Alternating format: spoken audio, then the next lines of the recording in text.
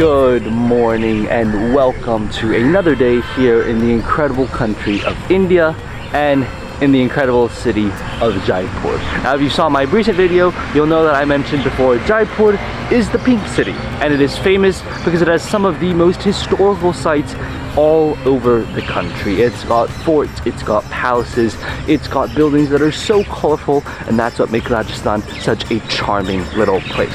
But for sunrise today, we've come here to this beautiful, incredible lake right behind me. This right here is called Jal Mahal. If you look behind me, you'll notice that this lake is not just any ordinary lake. There is a palace in the middle of the lake. So this is Sagar Lake, and inside is Jal Mahal. So Jal Mahal doesn't actually mean the name of the lake, it actually means the name of the palace in there. And that palace was actually built in the 1600s. It's been renovated many times since, but it is built right in the middle of the lake. You can see how beautiful that is, and at sunrise, this is one of the best places to come and catch the start of the day here in Jaipur. Now, a few things first, there's so much trash here. I don't think that's unique to Jal Mahal. I mean, look at all of the trash right there. That is not something unique to Jal Mahal. I think that's something that you'll find at every Indian tourist destination you go to. But the other interesting thing is that this place, you can actually walk around a big part of the lake. However, as you get farther away, you also get farther away from Jal Mahal itself, which is kind of the jewel piece of this entire lake. So that's why we're staying here for a bit, but it looks absolutely incredible. You see a few locals just waking up here in the morning, walking along this lakeside. But to be honest, it is a very quiet place, and early in the morning, you are getting a bit of an escape from the hustle and bustle of Jaipur.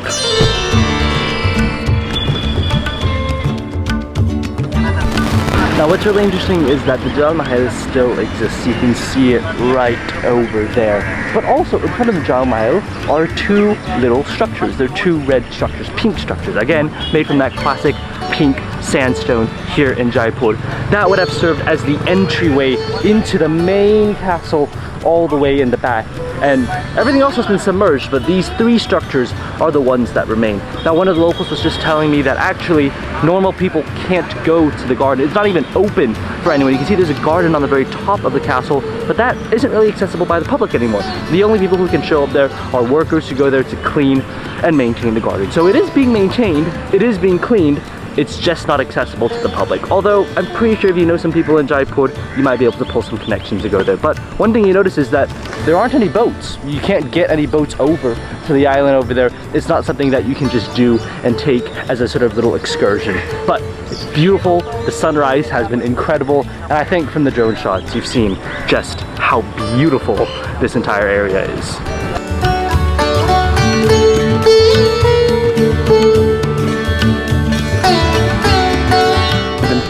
Along the entire lakeside. I don't have any food for you, but he is so cute. Even right next to the lake, you've still got cows eating on grass.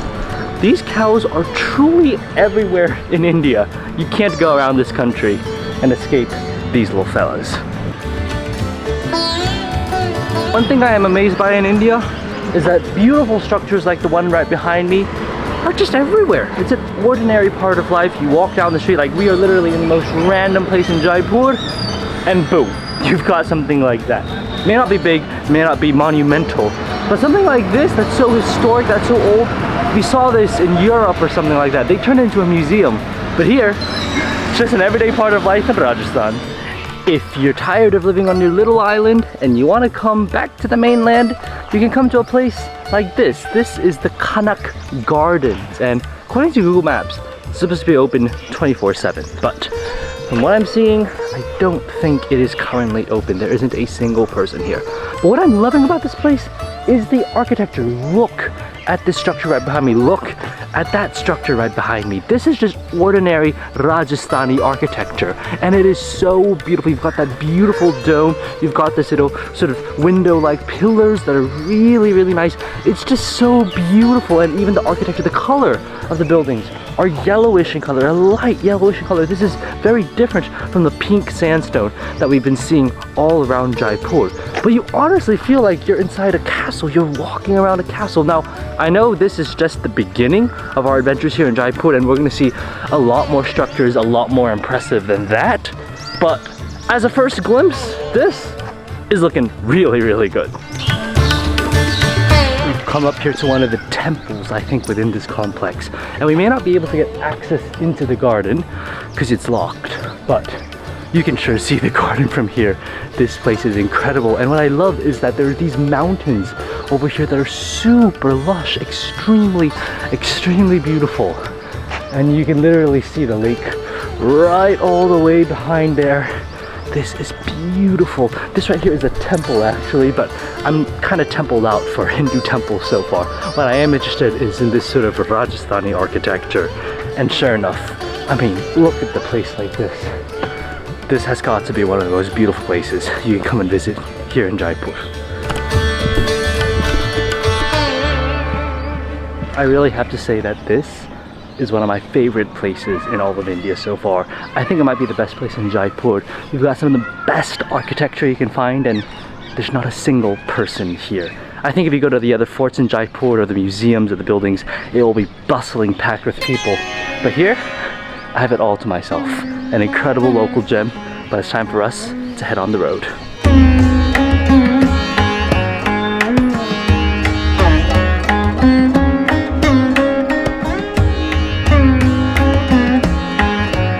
Fresh air as the rickshaw keeps going faster and faster as it runs through the roads. That's really refreshing.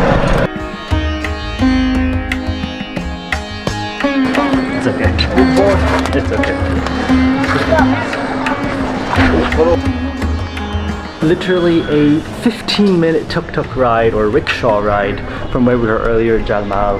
We've come to one of the most beautiful places, one of the most legendary places of Jaipur.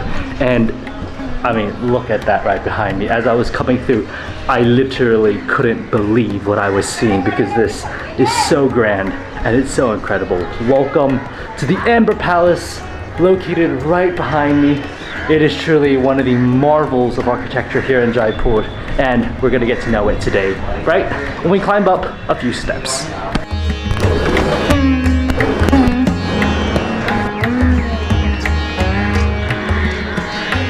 Presence of crocodile has been noticed in Malta Lake. For a second, I thought this was a beautiful, incredibly peaceful lake, but turns out there are crocodiles in here, so we are not getting anywhere close to that lake.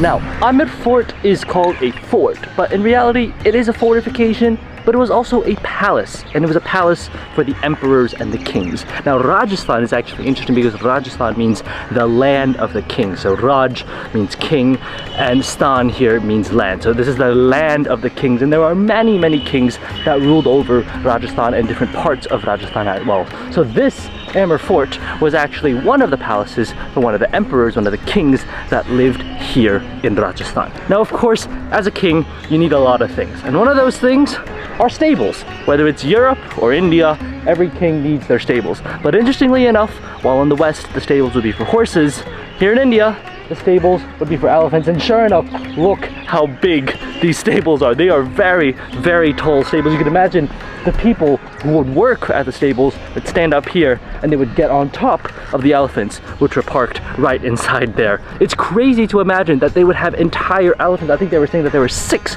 or 10 elephants that would be like sort of housed right in this stable here. It's pretty crazy to imagine that, but if you're the king here in India, you're gonna need a stable of elephants. That's just how it works here in Rajasthan.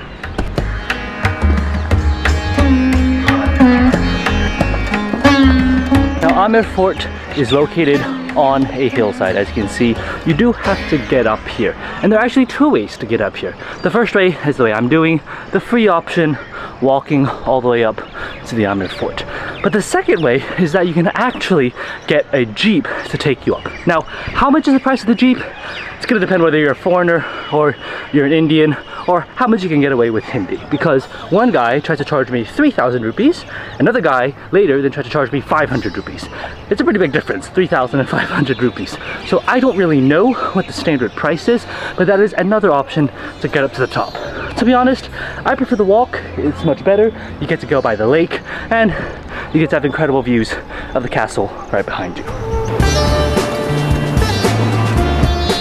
Welcome officially to the Amir Fort. We are finally inside the fort. We've passed through the Sun Gate, which marks the entrance into the fort. That used to be the official entranceway for exclusive individuals. But here we are, we're finally overlooking everything behind me, and we finally made it to Amir Fort. Now, Amir Fort, you can get it as part of a ticket. So you get a ticket for all of the other sites in Jaipur, or you can just get the individual ticket here at the fort itself. Now, for a foreigner, it's only about sort of $12, $13, so it's nothing too expensive at all. It's very affordable, and that doesn't just include this, that includes all the attractions around Jaipur. It's very affordable to travel around India, and not only that, there are also guides that would take you in just for 400 rupees and show you around. I don't usually go for a guide, but here, I think with so much history, and a guide would really help show me all that, I think it's gonna be worth it, and I think I have the perfect man in mind. We have officially begun our tour here inside the Amir Fort, and you can see I have a new necklace, got a little red dot on my head, but this place is so historical. It took 130 plus years to actually build this fort, and you can see they protected it very well with a wall all lining up the mountains. That's actually the third longest fortification wall in the entire world. But we just entered into the entryway. Right behind those doors over there is the official entrance into the palace. Right now, they've got a photo shoot going on, so we can't really go there. But this is a beautiful place. Right behind me is the Hall of Public Audience. You've got marble pillars and you've also got sandstone pillars. So it is a really beautiful place. I'm gonna go around, I'm gonna see this incredible place. The weather isn't too hot right now, so it is truly a perfect opportunity to visit this fort.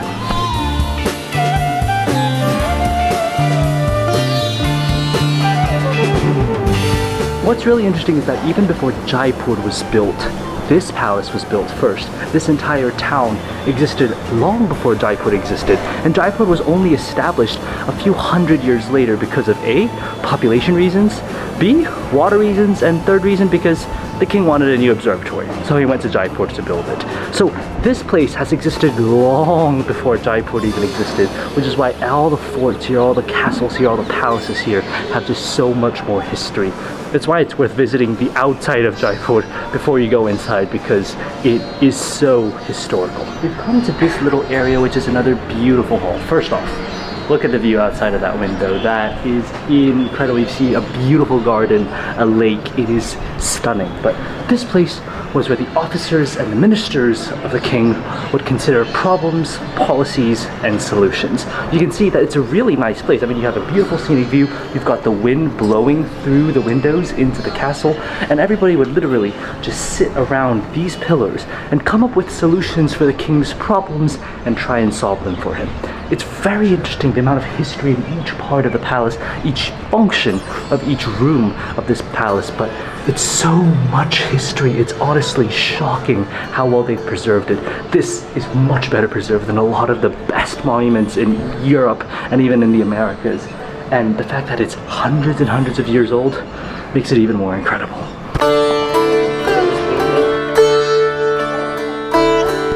Come to Amir Fort, there is one thing that they were focusing on, one thing that they really want to see, and that is this place right here. This is the Mirror Palace. It is the most beautiful place of Amir Fort, and I have heard about this legendary Mirror Palace before. It's beautiful. There's no other word to describe it. Now, in the past, the king would used to live here, and what he would do is he would have sort of rugs lit up with fire and placed all around here during the winter time to stay here. What would happen is that the light and the heat will reflect off of all the mirrors here, and just by doing that, it would be so warm and comfortable that the king would be warm enough to sleep here during the winter nights. It does get pretty cold here in Jaipur during the winter. Northern India does get some snow sometimes in the very northern parts, and even here in the desert, it can get pretty chilly. So having the mirror palace here as a sort of reflecting all that heat from the light was a really nice way for them to be comfortable and warm during the winter time. Now today, obviously, no one is staying here, no one is lighting up massive rugs in order for it to stay warm, but the remnants of what is here is absolutely incredible. And during the day, when it gets a little busier, this place can get absolutely packed. So we're pretty lucky to be here. You can just see with the light phone how many lights have been reflected back against all the different mirrors here. You can only imagine how bright it would have been when the lights would have been sort of blaring all across the courtyard at night during the winter time, keeping you warm and bright inside the mirror palace. That makes the culture of Jaipur so rich is that instead of fighting and having wars with all these different kingdoms, what they did is that they made friends and they made peace with all the different cultural influences that were in this part of the world. And one of the best examples of this is this piece of artwork right behind me. You've got three different cultures embodied in this tile here. You've got the Hindu art, you've got Muslim art, and you've got Persian art. All different designs, but all incorporated into the palace. It's the perfect symbol for what Jaipur's palaces are like, because they incorporate all different types of architecture, all different types of styles, all different types of history into the palace, and that's what makes their culture and the historical heritage of Rajasthan so rich. One thing that's very interesting that I've just learned is that here there are over 99 toilets in this palace, and more importantly, they had hot running water since 1639. If you look at the technology they had copper basins, they had sewage systems. They were far advanced for their time. I've been to many castles around the world, and I'm telling you, I haven't seen this much sophisticated drainage technology as we're seeing here at Amir Fort.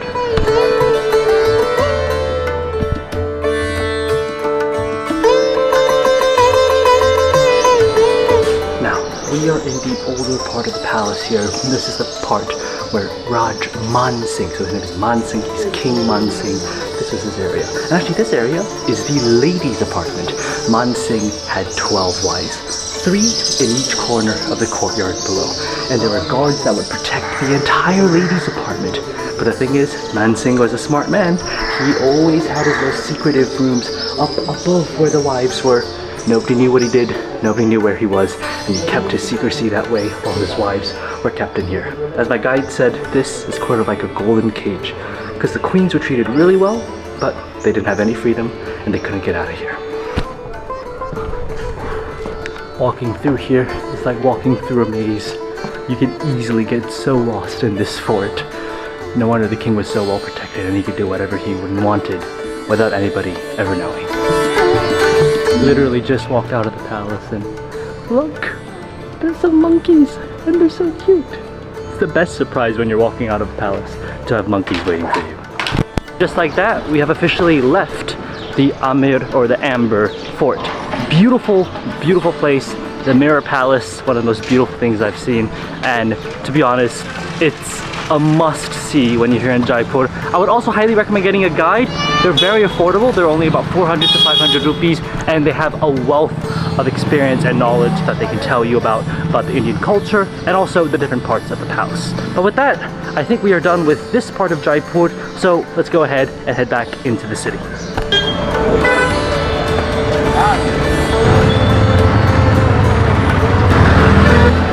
That's a freaking camel ride over there on the street in Jaipur.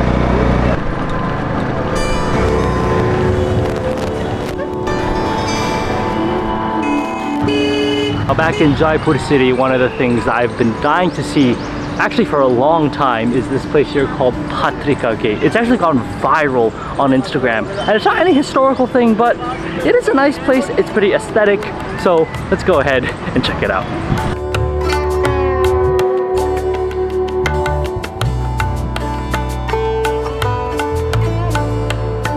Now Patrika Gate is not some major beautiful site from the Mughal Empire or something from the Jaipur royal family, the Rajasthani royal. It's nothing like that. It's a pretty new monument actually, relative to the Pink City, the Ajmer Fort, all the things that we've seen, the Amber Fort, all that. That's just way older. Jal Mahal, all that is way older than Patrika Gate. But it's blown up on Instagram, and I think you could probably tell why.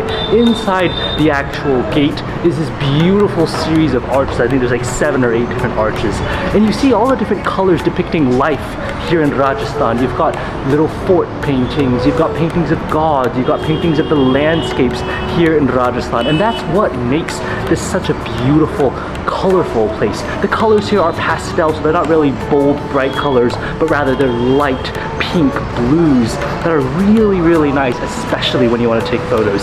It's like there are so many people here coming to take photos, coming to take videos. It's such a popular destination. Not much history to it, but nonetheless a beautiful Instagrammable place to come and visit.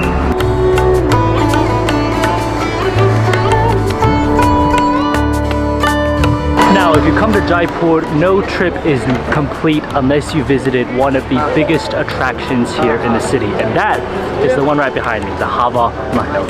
It was built in 1799. It is one of those historic monuments here in the center of Jaipur, and we are about to go inside to see what it's all about. I'm really excited because this is one of the images of Jaipur. It's like when you think of a postcard picture of Jaipur, this is the place you're thinking of. But let's go ahead and let's go inside. Welcome to the Hawa Mahal. This is an incredible monument that is often known as the symbol of Jaipur. And it was a place where the ladies of the royal court would come and view the processions on the street without being viewed from outside. It's an incredible piece of architecture, and as we go up, I'm going to show you more about it. But like I said, it's got a few hundred years of history, one of those historical monuments, and in a lot of ways, it complements what happened at the Amir Fort that we saw this morning, because again, it's that theme of women being hidden away and not being able to view everything from the outside. We're going to go up and I'm going to show you more about this incredible place.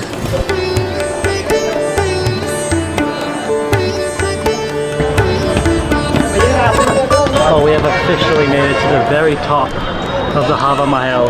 You can see behind me, all of those areas behind me, those would be the living areas of the ladies, the royal ladies who would live within there. All their rooms, all their bathrooms would all be in here.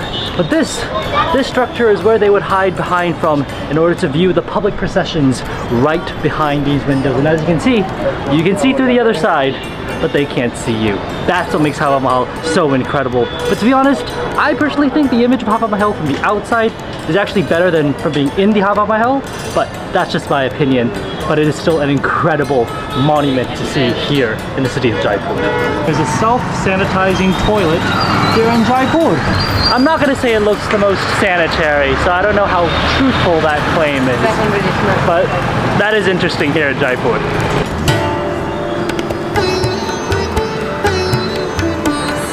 The next stop here in the city palace walls of Jaipur is this entire area right behind me. This is a funny name. It's Jantar Mantar. Apparently, it is the old astrology, sort of astronomical clock, how they would tell the time, the days, the years, and how they would also get into astrology. Now, if you remember at Amir Fort, we were exploring the area, and what the guide was telling us is that the reason the emperor moved the capital from Amir down to here in Jaipur, there were 3 reasons: population, water, and the final reason, to have his own astrology research, to have his own sort of astronomy lab.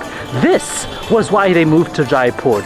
All of this sort of astronomy research, these tools that they could have built, they couldn't have built this in Amir because it was so tight, it was so populated.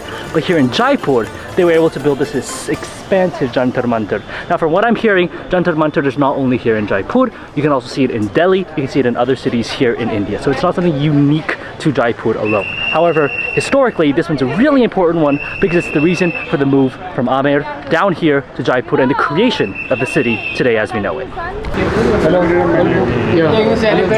All roads lead to the gift shop and the tuk-tuk shop and everybody trying to sell you things. But there is an actual city palace museum, but I don't think we're going to go to that today. It's a little bit expensive and we've seen a lot of exhibitions.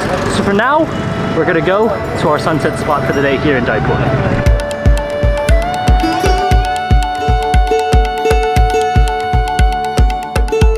Well, it turns out that the traffic here in Jaipur is absolutely atrocious, because after leaving the center of the city, it took us an hour to get up here. At which point, the sun has already set, it's too late, and I put the drone up, but all you can literally see is pitch darkness. It is way too late, and I saw the sun setting as we were coming up here. Unfortunately, that means that it's too late for us to see anything, and there's really no point to seeing Nagalar Fort here. Unfortunately, that is a shame, because Nagalar Fort is really beautiful. It's right behind me over there, but it's too late.